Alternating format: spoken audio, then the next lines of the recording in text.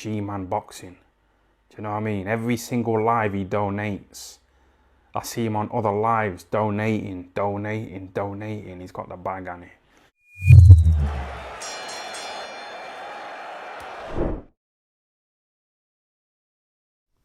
Alright, people. News is out. I think we all knew this was kind of pretty much coming at the end of the day. Anthony Joshua has signed a long-term global broadcast deal with Dazn. Will fight on Dazn pay-per-view in the UK moving forward, starting with the Alexander Usyk rematch in August, which, funny enough, still hasn't been announced yet. It's always next week. But I'll read on further now in a sec. But when I read that and I just heard Dazn pay-per-view in the UK, I mean, in hindsight, it was kind of inevitable if you think about it, because Dazn came into the market with the whole, this is the end of pay-per-view, it's going to be on this streaming platform. And I get I'm sure Dazn had every intention of sticking with that promise. I really do. I genuinely do. But realistically, Leonard Blavatnik stated that, was it him or was it Eddie Hearn? It might have been Blavatnik. Stated at the start of all Dazn that they were going to take a hit in the first couple of years. That was kind of a given. But I don't think they realised how big a hit. I mean, at the end of the day, they were overpaying fighters. And I've got no problem with fighters making money. But when you're paying fighters like Demetrius Andre, was it high six figures? Might even have been $1 million or so to fight guys like Luke Keeler. You're just not going to recoup that money. You're just going to be chucking money away. So you're going to need to recoup that, and obviously DAZN feel that pay-per-view was the only option, because realistically, I mean, you're just chucking money away if you're thinking about it. When you're giving fighters, look, I love seeing fighters get paid, but the broadcaster, how in God's name are they going to recoup that money when a lot of these fighters are not big draws anyway? Like someone like Jesse Vargas, paying him big money, and he's not the biggest name, and was certainly not. So you can kind of understand it from that sense. But Anthony Joshua has also become a shareholder, special advisor and brand ambassador for DAZN as part of the new deal to sign with them. His role as special advisor, Joshua will join DAZN's strategic advisory board. Just if he's taken on any suggestions, if you should watch this, there's a certain pundit you might want to get rid of. Just saying, I think we all know who that is. You'll never see me again, Cougs. Just saying. Listen to the fans, AJ. Anthony Joshua also on signing with DAZN. About Anthony Joshua here, DAZN's vision and passion is what attracted me to the partnership. They are leading the digital landscape in the sport and the future of sports broadcasting. I'm really looking forward to a long and successful partnership. End of quote. So, initial thoughts. I really did think AJ would stay with Sky for pretty much the remainder of his career, for the simple reason I know that Sky was kind of the main thing that AJ was going for when he turned pro, and he's spoken a lot about loyalty, which I don't like. I've never been someone who is, in any aspect of life really, I mean, like, whether it's regards boxing, whether it's a trainer, whether it's a job, I mean, if you can find something better, why not? And obviously AJ feels that this DAZN deal is significantly better than Sky. And, Sky, the way Sky have been over the last few years, they've been getting progressively more woke, which is annoying and something I don't want to see. DAZN are not infallible at that, but they're nowhere near as bad. I mean, they're nowhere near as bad as Sky. But just looking at this from the outside looking in, two things spring to mind when I think of this. One, fantastic for DAZN moving forward. They needed this. They really, really needed someone like Anthony Joshua, because bear in mind, right, it's not just that Anthony Joshua is a big name. He is, right? But having AJ associated with your platform is gonna tempt fighters to sign with you. It is, because if you look at, I'll give you a good example. When Michael Conlan turned pro and he signed with Bob Arum, right? Personally, I still to this day feel that was the wrong decision. I think that Conlan would have done better with Eddie Hearn. I think Eddie Hearn would have done a better job personally.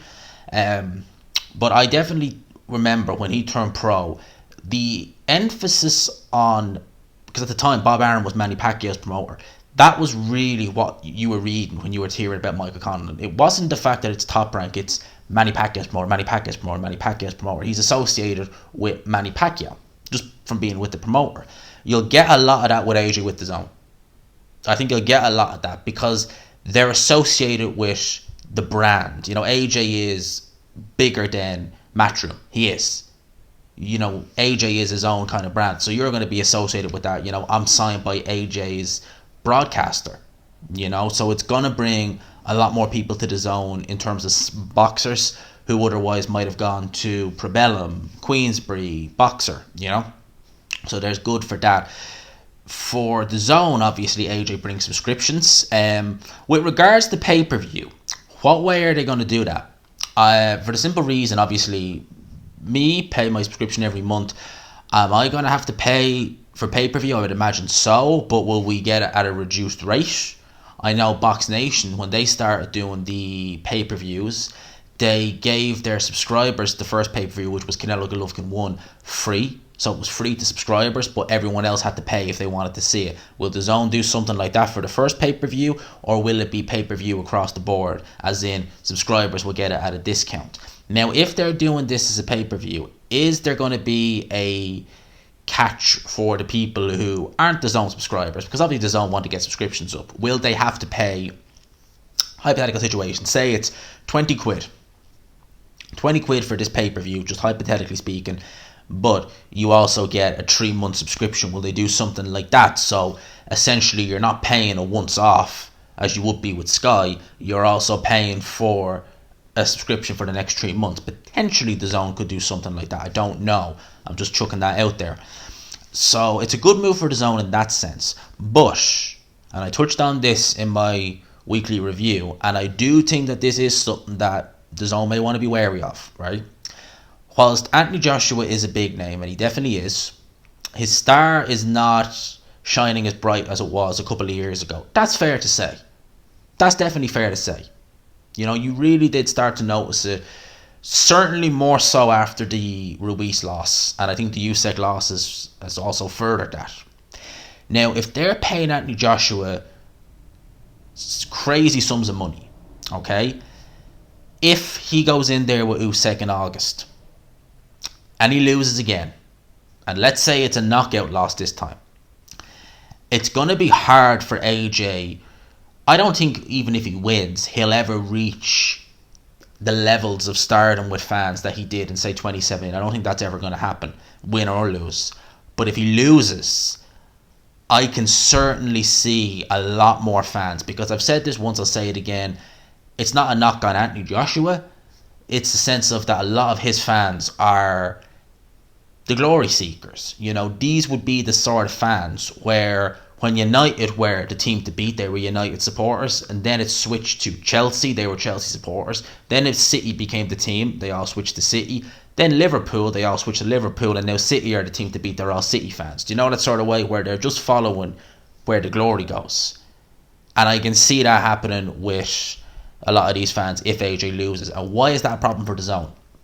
If Anthony Joshua is getting crazy sums of money, and say he loses to Alexander Usyk, he has a comeback fight, chuck a name out there, Dylan White rematch, both guys coming off losses, it's not going to sell as well as it would have done the first time around. Or say, for argument's sake, he fights, chuck me a name in there, Luis Ortiz.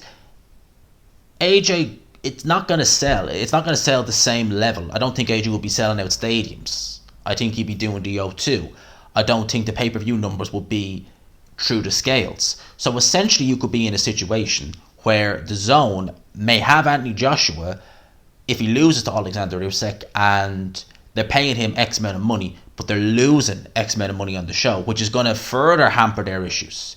Now, that being said, if AJ goes in and beats Usyk, as I said, I don't think he'll ever quite reach the level of stardom that he once had, but certainly it will help DAZN exponentially moving forward if he wins. So that might be a bit of a worry then if you're looking at going to the decision for Alexander Usyk with Anthony Joshua, because DAZN are putting serious amounts of money into AJ. They want to recoup that, but we'll wait and see there. So that's my thoughts on this. Good move for Dazn in the short term. It really is a case of how the Usyk rematch goes. It really, I think that will really dictate as to how good a move this is for Dazn. For Anthony Joshua, I mean, he's getting more money. At the end of the day, AJ is a guy who's made vast sums of money in his career, but well, you're not going to turn your nose up to a couple more 100 mil, are you? You know, at the end of the day, I mean, AJ has the bag, but hey, no harm in getting more bags to add to that. So that's that. We'll wait and see. I do still think it will help Dazn in a sense of it's going to maybe lure some more fighters to Dazn. And just chucking this in there, I wonder what it means for the fighters who are signed with AJ with 258 management and are signed with Ben Shalom. And obviously the name that springs to mind is Ben Whittaker.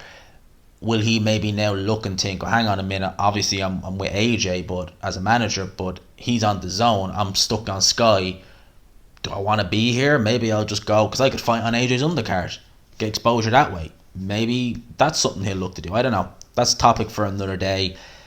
Let me know your thoughts on this. Good move by Anthony Joshua, do you think, for him? I think for him financially, certainly. He's committing himself to Dazn. But in terms of Dazn, do you, like me, think that it really... if AJ loses the Usyk rematch, that could really come back to bite them? Do you think that they could come back to bite, not necessarily signing Anthony Joshua, but the amount of money they could be putting into him and not seeing it back? I mean, it's one thing, as I said, to pay fighters, you know, £1 million a fight and, you know, not really see that. But if you're paying in the serious amounts of millions and not seeing that return, would they be willing to do that? I don't know. Let me know in the comment section. Hope you enjoyed the video. Tell me your thoughts in the comment section. Smash the like button if you could, people. Always bringing you. I always try and get the news out to you guys early. So you see it on G-Man. Let me know your thoughts. I hope you enjoyed the video. Smash the like button if you could. Subscribe if you haven't already. I'll talk to you, people.